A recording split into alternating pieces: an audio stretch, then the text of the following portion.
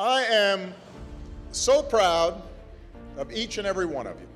We are here today because every single one of you stood tall and said, yes, we can. Yes, we can learn. Yes, we can succeed. You decided you would not be defined by where you come from, but by where you want to go, by what you want to achieve, by the dreams you hope to fulfill. For we gather here tonight in times of extraordinary difficulty for the nation and for the world. The economy remains in the midst of a historic recession, the worst we've seen since the Great Depression. The result in part of greed and irresponsibility that rippled out from Wall Street and Washington as we spent beyond our means and failed to make hard choices. When the very foundations of our lives, the old order has been shaken, the old ideas and institutions have crumbled, and a new generation is called upon to remake the world. And let me be clear, when I say young, I'm not just referring to the date of your birth certificate. I'm talking about an approach to life, a quality of mind and a quality of heart. We need young people like you to step up. We need your daring, we need your enthusiasm, we need your energy, we need your imagination. A willingness to follow your passions, regardless of whether they lead to fortune and fame. A willingness to question conventional wisdom and rethink old dogmas. A lack of regard for all the traditional markers of status and prestige. And a commitment instead to doing what's meaningful to you, what helps others, what makes a difference in this world. We're engaged in 2 wars and a struggle against terrorism. The threats of climate change, nuclear proliferation, and pandemic defy national boundaries and easy solutions. For many of you, these challenges are also felt in more personal terms. Perhaps you're still looking for a job. You're struggling to figure out what career path makes sense. Now, in the face of these challenges, it may be tempting to fall back on the formulas for success that have been peddled so frequently in recent years. It goes something like this. We too often let the external, the material things serve as indicators that we're doing well, even though something inside us tells us that we're not doing our best, that we're avoiding that which is hard but also necessary, that we're shrinking from rather than rising to the challenges of the age. And the thing is, in this new hyper-competitive age, none of us can afford to be complacent. That's true whatever profession you choose. Professors might earn the distinction of tenure, but that doesn't guarantee that they'll keep putting in the long hours and late nights and have the passion and the drive to be great educators.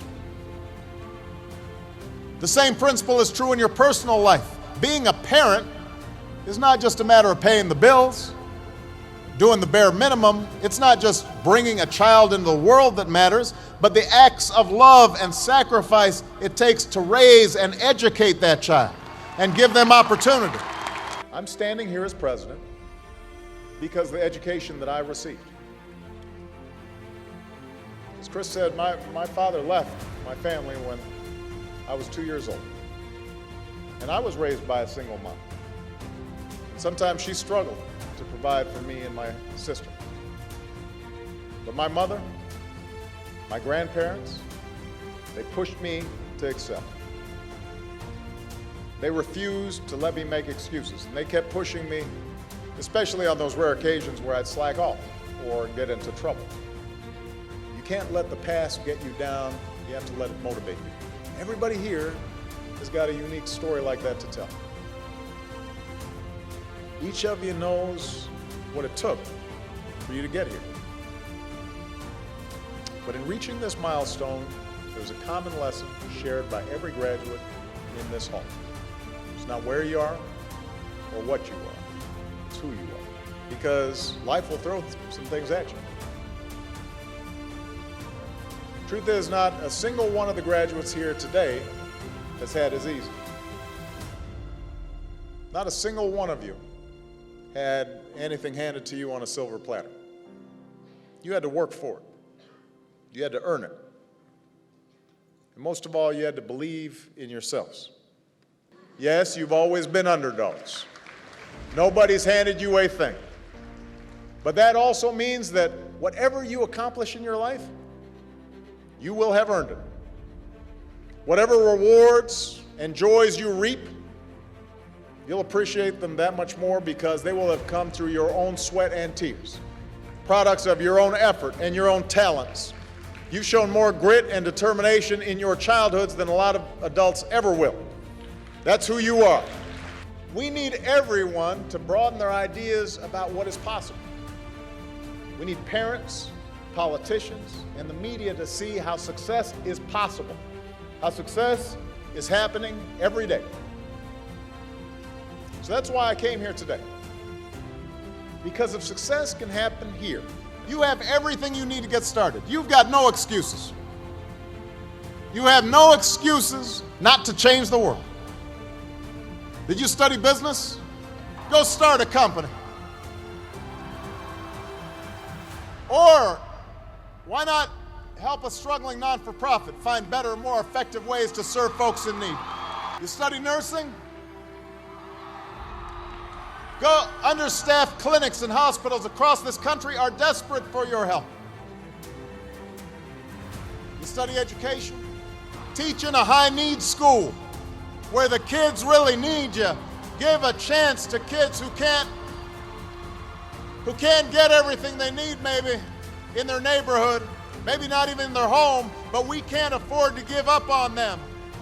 Prepare them to compete for any job anywhere in the world. You study engineering? Help us lead a green revolution, developing new sources of clean energy that will power our economy and preserve our planet. I know starting your careers in troubled times is a challenge, but it is also a privilege. Because it's moments like these that force us to try harder and dig deeper and to discover gifts we never knew we had, to find the greatness that lies within each of us. So don't ever shy away from that endeavor. Don't stop adding to your body of work. I can promise that you will be the better